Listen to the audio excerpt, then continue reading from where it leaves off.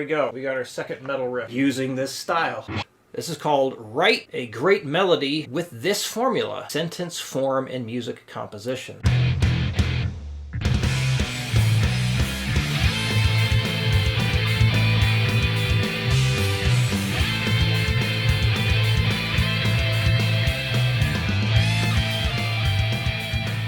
This is from the channel Ryan Leach. This was released about a year ago. Right, Ryan Leach, what are you going to teach us today? Apparently he's very excited about this. In this video, I'm going to talk about the sentence form, which I'm pretty excited about. Yes, I am the kind of person who gets excited about musical forms. Because when I really understood what makes the different parts of this form work, it completely changed my writing.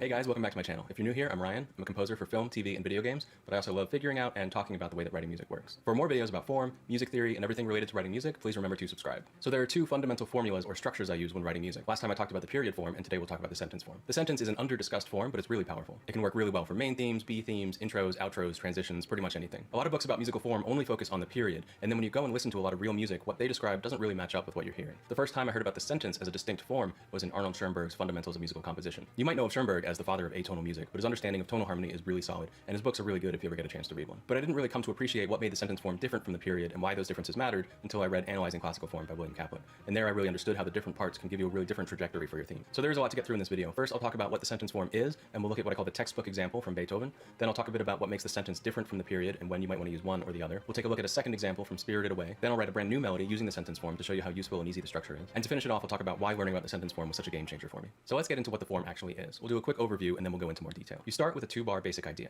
You repeat the basic idea with or without variation. Bars 5 and 6 are called the continuation, and this is where things have a feeling of forward motion, and that leads us to a cadence that closes off the theme. So let's take a listen to the opening theme from Beethoven's F minor piano sonata. Tempted to start writing something myself right now. We are definitely going to try this ourselves. We're going to do a metal version of this after we see what he has to teach us here. So this could be a really cool idea. I have no idea what the period thing is he's talking about. I don't know if it means like classical music period, because he did bring up classical music as an example. We're definitely learning something right now.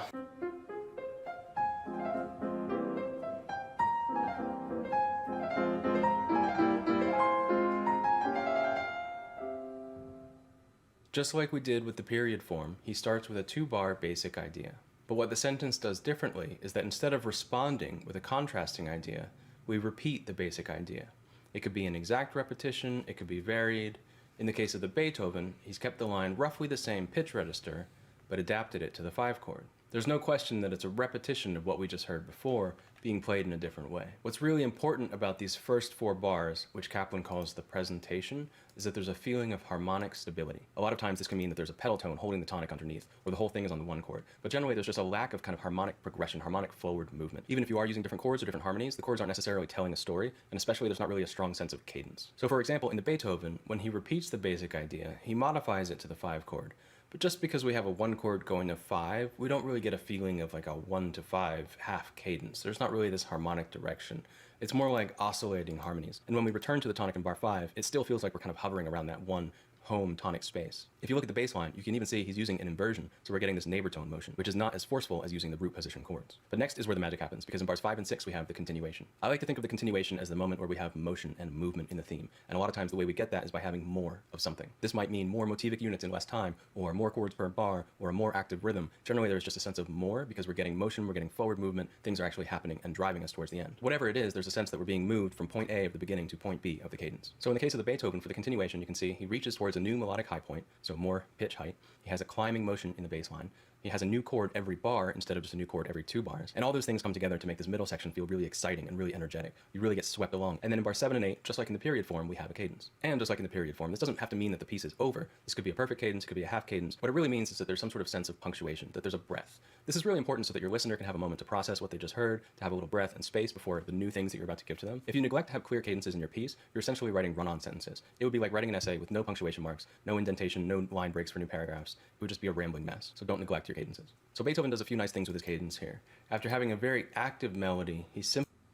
Now, I've heard the word cadence many times. If a student asked me, what is a cadence? I would have to say, I don't know. I don't know exactly what a cadence is. I was never taught this one, I've never looked it up. So, I'm going to look it up in just a second, and let's get an actual definition of it. But what I can gather here is cadence is like some kind of conclusion. Like it feels like something is resolving. Cadence in music, the ending of a phrase perceived as a rhythmic or melodic articulation or harmonic change, or all of these. In a larger sense, a cadence may be a demarcation of a half phrase of a section of music or of an entire movement. Good Lord. You ever read a definition or explanation of something and it's just such a weird way of wording things? You're left thinking, what?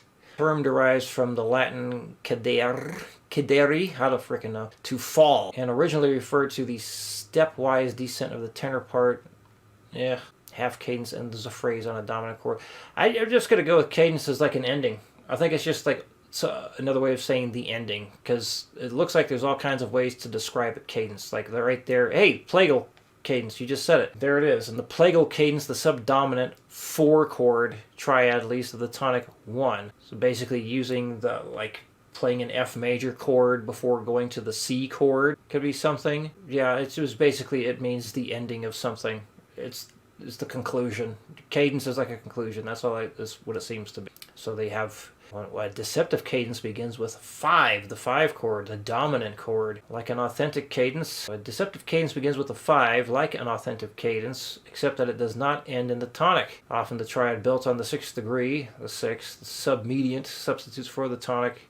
Anyway, well, there we go. Basically, what I gather, cadence is conclusion. It's a conclusion, and you have various types of conclusions. Well, goddamn. Simplifies the rhythm and has it descend back down. Both of these things help to give us kind of a calming feeling after the rush of that continuation. He ends on the 5 chord for a half cadence, and he has a fermata, which allows for some space before he moves into the next part of the piece. There's a very strong feeling of breath or punctuation, demarcation, that first theme has ended, and we're getting prepared and ready for more to come. So now that we've talked about the different details of the theme, let's listen through it one more time and hear how it all comes together.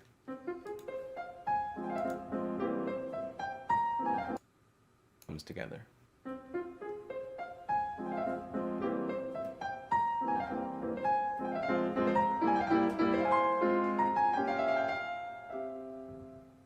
So how does the sentence form compare with the period form? If you haven't watched my video on the period form yet, you might want to head over, check that out first, and then come back over here. In some ways, the period and the sentence form are identical for like 75% of the time. They both start with a 2-bar basic idea, they both have a repetition of that idea, and they both end with a cadence. What's really different about them is what happens in the middle and the way that that repetition of the basic idea is handled. So if you remember in the period, after the basic idea, we have a contrasting idea, and then a return to the basic idea. There's definitely a sense of balance, and also that the first time we said something, it was kind of a question, now we're saying it again, and you're expecting some sort of resolution. In contrast, the sentence stays pretty static by repeating that basic idea. It's kind of really holding us down. We're gonna need something more. By the second time through, we're ready for something to happen, and then we get that continuation. So there's a lot of energy and motion in the middle of the theme. When you hear the first 2 bars of a theme, there's really no way through, we're ready for something to happen. It's like with this idea here, basic idea, contrasting, basic idea, cadence. So I would say, if I'm understanding this correctly, it seems like you have like a riff here at the beginning, something that is not that riff at all. Go back to the beginning riff, and then something that kind of resolves it.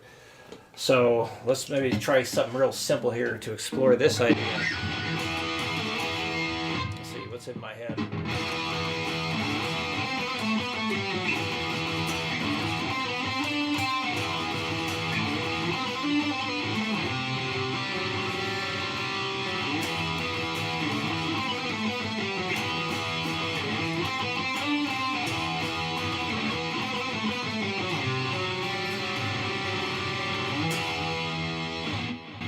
It's more bars than he's got up there, but I think that's about the right idea.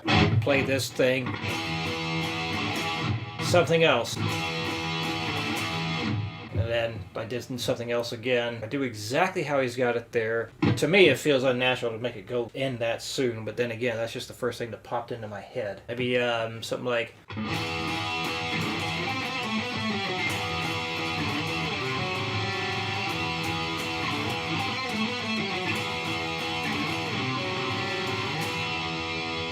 There, simplified. I like the other one better. But that goes more in line with what he's got here. Switch it to this one here. Be something more like...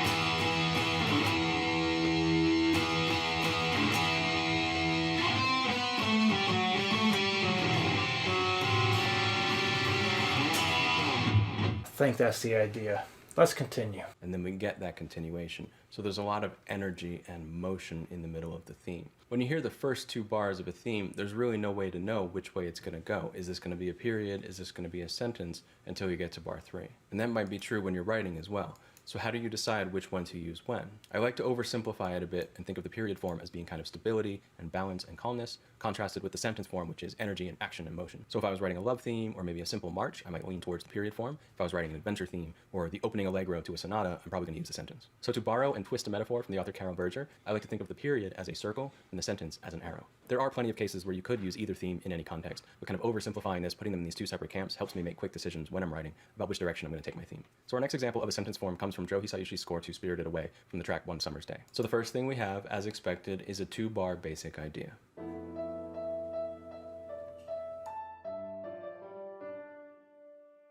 In bars 3 and 4, we have a repeat of this idea, but it's down a step, and there's some subtle but kind of insignificant rhythmic variation.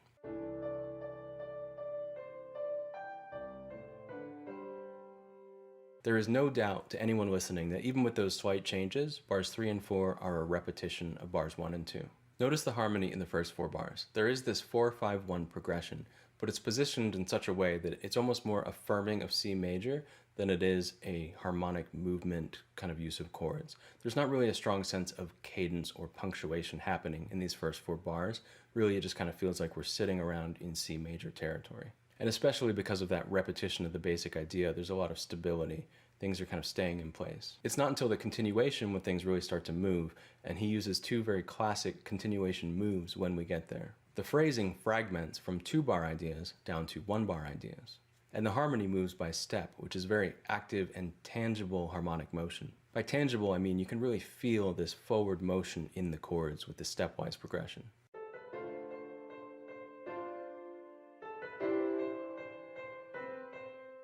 The fragments and the stepwise climb carry us all the way into the cadence. If I had to, I guess I would name this a G7 sus4 flat 9 chord. If you took that C and put it down just a half step, you'd have a kind of traditional G7 flat 9 chord. The actual chord itself is not important as much as the feeling that it gives us.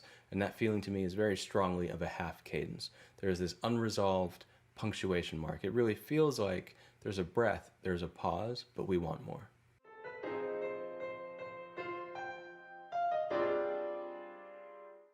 So we've looked at all the separate parts. Now let's listen to the whole theme to hear how they come together.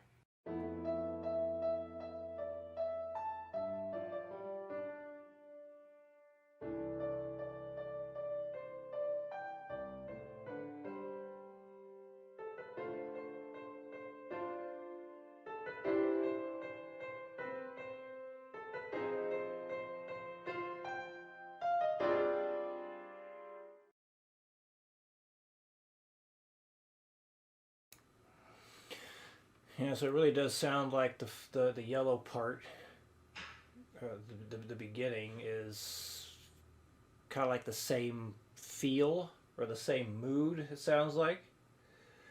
And then you get to this part here, it's like the energy increases somewhat. And then here, like you said, it's almost like it's certainly a conclusion, but as he put it, it's almost like it has a feeling of suspense there. It's like you know that the phrase has come to an end, but there's a little bit of tension left in there still. So do once more, and hey, if you got a flat 9 in there, that's a great way to add some tension, for sure. So now let's write a brand new melody in the sentence form so you can see how easy it is to use and maybe some of the differences from the period form. Any of the moments where I'm kind of noodling around at the piano, just kind of exploring for ideas, I'm probably just going to skip ahead through so this doesn't take forever. So you can see we're starting here with a blank page, which usually is just the worst thing ever. But knowing we have this formula, the sentence form, it's actually going to make things pretty easy. So the first thing I'm going to do is pick a key. For the period form video, I use C major, so I don't want to be too boring. I'm going to pick something a little different. Maybe we could use a minor key. How about G minor or something? I'm picking that somewhat at random. So we need to come up with some sort of basic idea on the G minor thing. That's going to be kind of the basic, main motive that's going to drive the rest of the theme. Exploring on the keyboard right now. So I've got a basic idea here. And the great thing about the sentence form is the next thing I have to do is repeat it. So I'm going to copy paste that over here. So I could just stay on the G minor, keep it exactly how it is. I could maybe move the whole thing up a third. I kind of like that idea. Or move it down to the E flat. I'm leaning towards moving down to the E flat. G minor, E flat are both tonic harmonies. The 1 minor and the flat 6 major are both kind of tonic chord function, so we're not really changing the chord function. It's really more of a kind of color harmonic change than a functional one. So just one more time where we are so far, halfway done.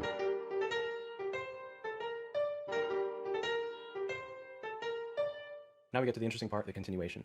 So probably what I'm going to do is try to fragment this down. This was 2-bar ideas before. I want to look into my existing motivic material and see where can I get kind of half as much information crammed in, or chop out some of it. So I think that this right here is some of the more interesting material with that rhythm going on. So I might try to explore that, especially that. So probably what I'm going to try to do is sequence that whole thing moving up towards some sort of climax. One thing I noticed is that G minor goes down a third to the E flat, so maybe I could go down a third again into a C minor. That would land us on some subdominant harmony, and that would be a good place to start off the motion, this kind of driving progression we're going to want to lead us into the final cadence. So we'll have this.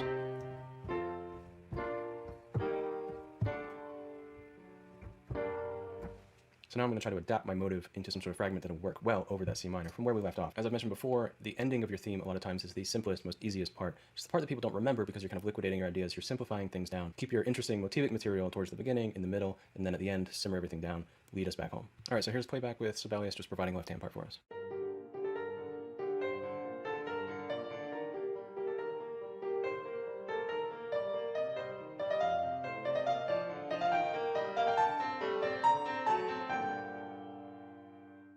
So why was it such a big deal for me when I discovered the sentence form? Well, for so long, I had no problem coming up with ideas and starting, but eventually I'd hit a point where I got stuck. I felt like I needed some sort of motion. I needed something to kind of continue things forward, to get the piece moving. I might have 8 bars, I might be able to repeat those 8 bars so many times, and then I would just feel like things were very static. Maybe I'd just been layering on top.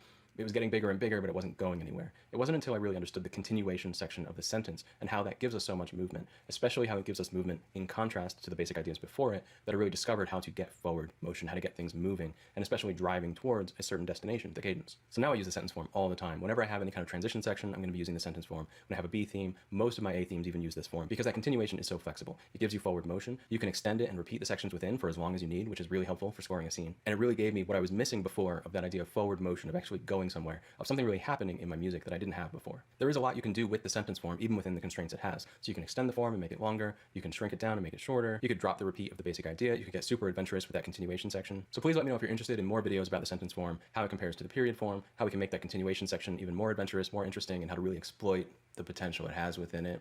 And also some of the hybrid forms where the period and sentence kind of merge together into different things. Remember to subscribe to the channel so you don't miss it when those videos come out.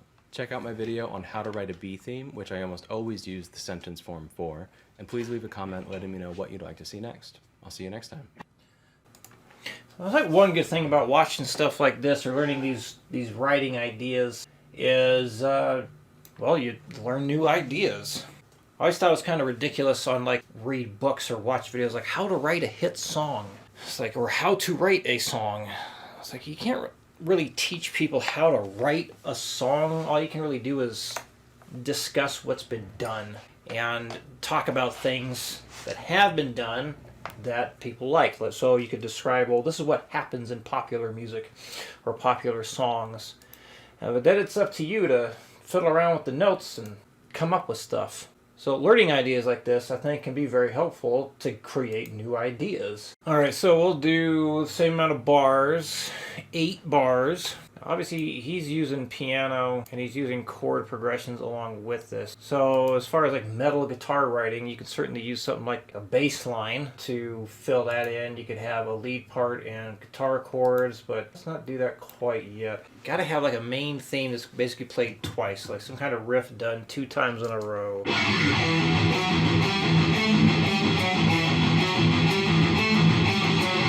We'll just do super generic metal to begin with. Alright, so just like he did, we'll just copy and paste that. Got that done twice so far.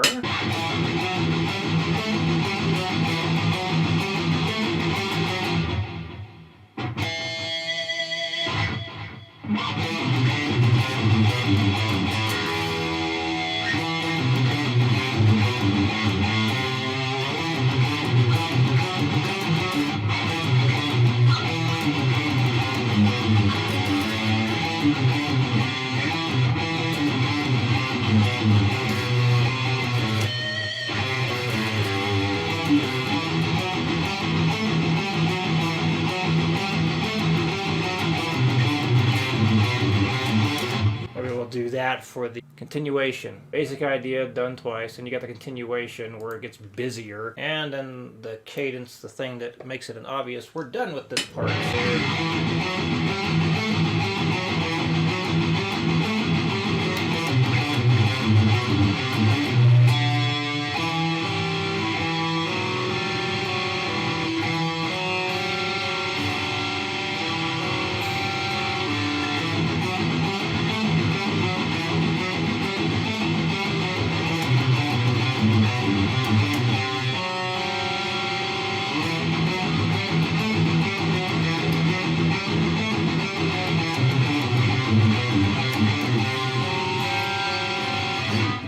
I like that. We got ourselves a riff using this approach.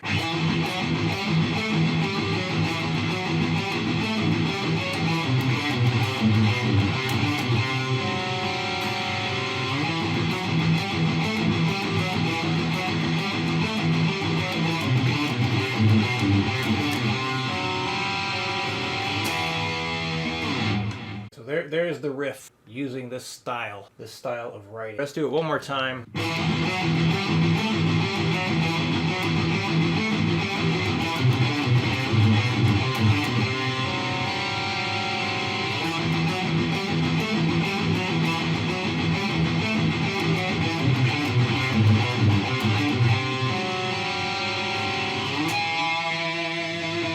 Let's do something a bit more intense.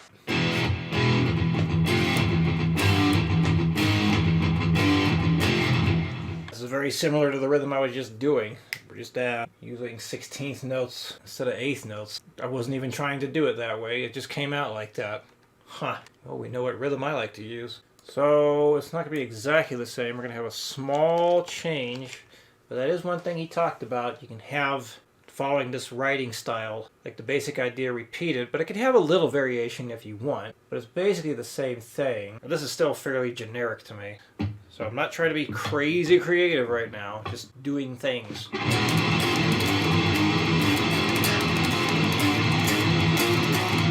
We're gonna go up. And I'm using the half whole diminished scale right now. E half whole diminished.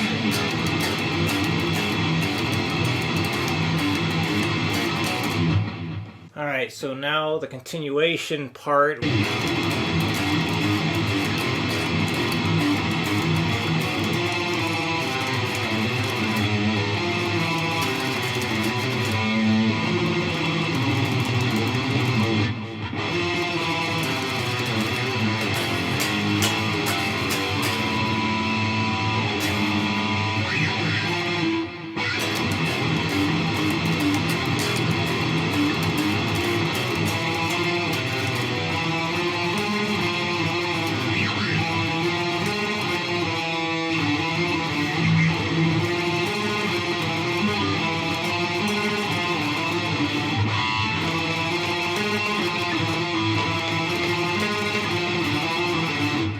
Now we need our cadence. Play through that first.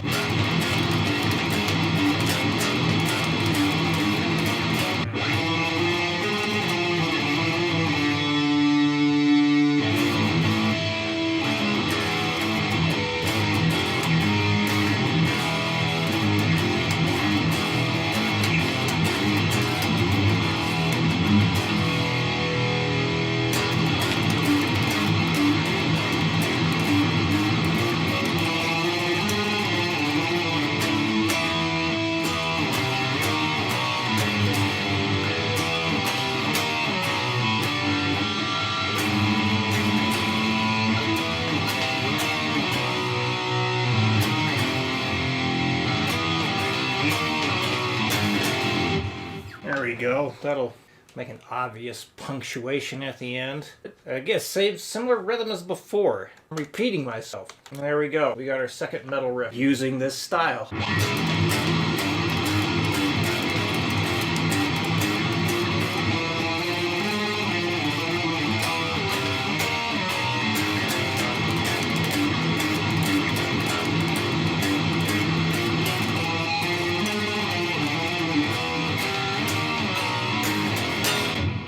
There we go. Another way of using this. What can you come up with? Hey, if anyone writes things using this method, share it. Share it. All right. I think that's a fitting conclusion to this video response.